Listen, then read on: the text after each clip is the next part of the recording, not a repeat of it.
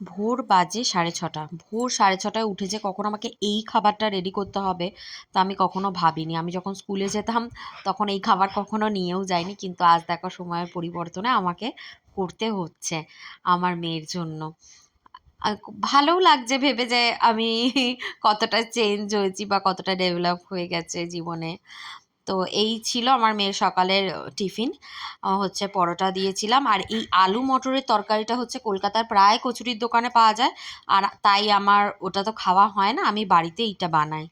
আমিও ইউটিউব দেখে শিখেছি আর তোমাদের সাথেও আমি রেসিপিটা শেয়ার করছি। আমি ছোলাটা একটু বেশি করে দিই যেহেতু খেতে ভালোবাসি। এতে হচ্ছে ফোড়নটা, ফোড়নে আসল দিতে হবে হচ্ছে সর্ষে, মৌরি আর জিরে।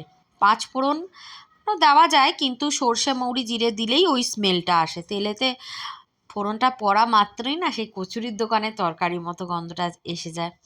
আর দেখলে পুরোপুরি নিরামিষ। দিলাম টমেটো, আদা বাটা, আর 1 চামচ ধনের গুঁড়ো, 1 চামচ জিরে গুঁড়ো, 1 চামচ লঙ্কার গুঁড়ো, হলুদ গুঁড়ো, আর কাসুরি মেথি দিতে ভুলো না কিন্তু। তারপরে সেদ্ধ করে রাখা আলু মটরটা এইটার সাথে মিশিয়ে নেব, ভালো করে কষিয়ে নিতে হবে। এক হাতে ক্যামেরা ধরেছিলাম আর এক হাতে করছিলাম। আলুটা এতটাই গরম ছিল, ওটা হাতে করে ভেঙে দিলে বেশি ভালো হয়। সবশেষে দিলাম গরম মশলার গুঁড়ো আর ধনেপাতা। ব্যাস, আমার এই তরকারি রেডি। এটা রুটি দিয়েও ভালো লাগে। আজ ছিল এই আমার ভিডিও। ভিডিও ভালো লাগলে সাবস্ক্রাইব করতে ভুলো না আর লাইক দিতে ভুলো না। আজকের মতো